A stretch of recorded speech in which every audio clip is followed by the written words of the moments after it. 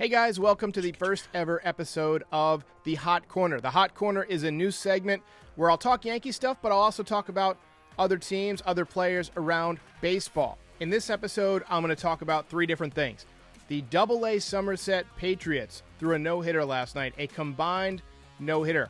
I'll also touch a little bit on the season that Bryce Harper is having over in the National League, and then we'll check in on the American League MVP race and see what Shohei Ohtani and Vladimir Guerrero Jr. are up to. All right, let's start off with Somerset.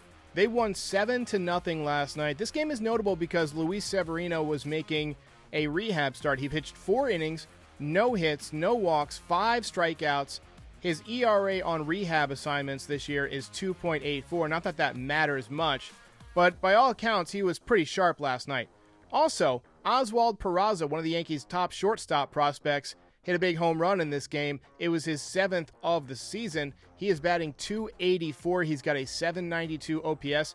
Chris Gittens was hitting in front of him. Chris Gittens has been on the Major League roster at times this year, now DHing in Double-A for Somerset. The other pitchers that pitched in this game were Sean Semple. He's a right-hander. He's 26 years old. He actually got the win in this game because Luis Severino did not pitch the requisite 5 innings. And Ron Marinaccio, I think I pronounced that right. I've never heard of him before. He closed it out.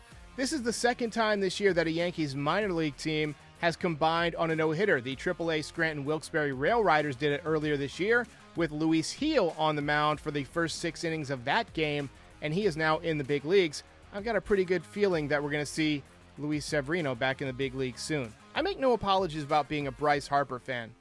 I've been following Bryce Harper since I read that article in Sports Illustrated that a lot of people read that called him the baseball version of LeBron James when he was 16 years old and he ended up skipping his final year of high school to get his GED so he could start in junior college and work his way to the major leagues. And he won an MVP early on in his career. He won the Rookie of the Year.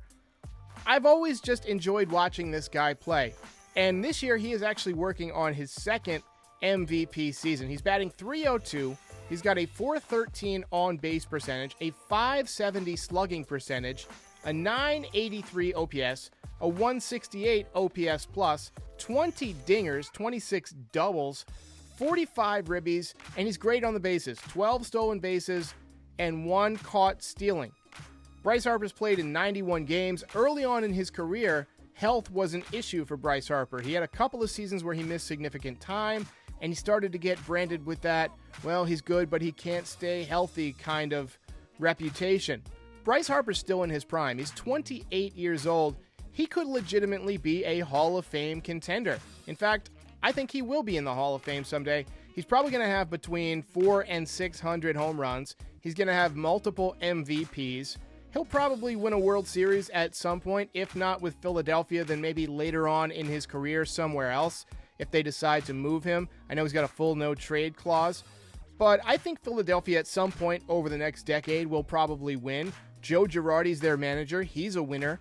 The ownership has committed to spending at least some money. Bryce Harper, if he wins a championship, has a couple of MVPs, even if he doesn't hit 500 or 600 home runs, is good enough that he's going to need Hall of Fame consideration.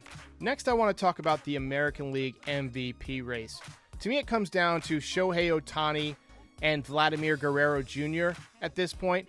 They're both having outstanding seasons, but what's weird about that is neither of them are on teams that are currently projected to be in the postseason. If the season were to end today, both of those teams would miss the postseason. So how valuable can you really be? But I mean, look, these guys have been absolutely outstanding.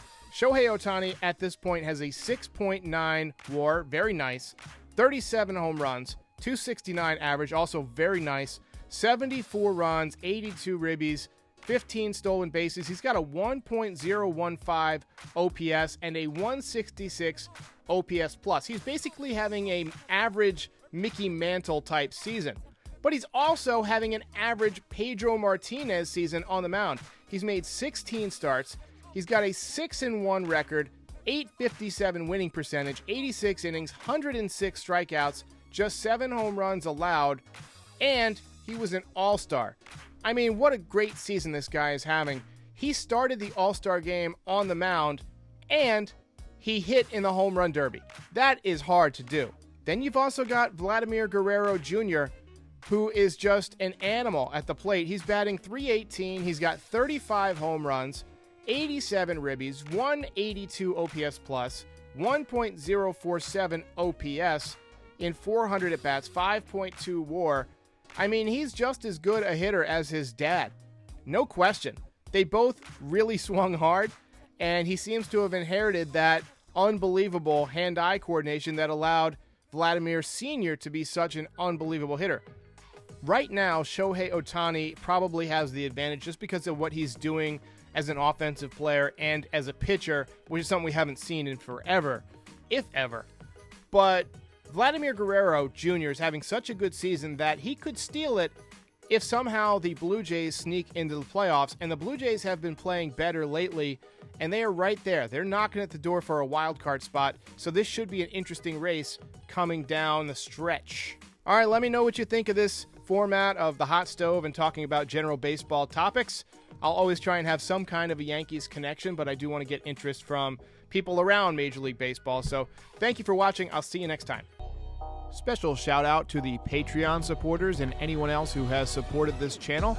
If you enjoyed this video, give it the old thumbs up and subscribe for more Yankees content year-round. If you really enjoyed it, check out the Frieze. It's the official podcast of this channel. Or pick up some swag from the Teespring store, link in the description. Thanks for watching.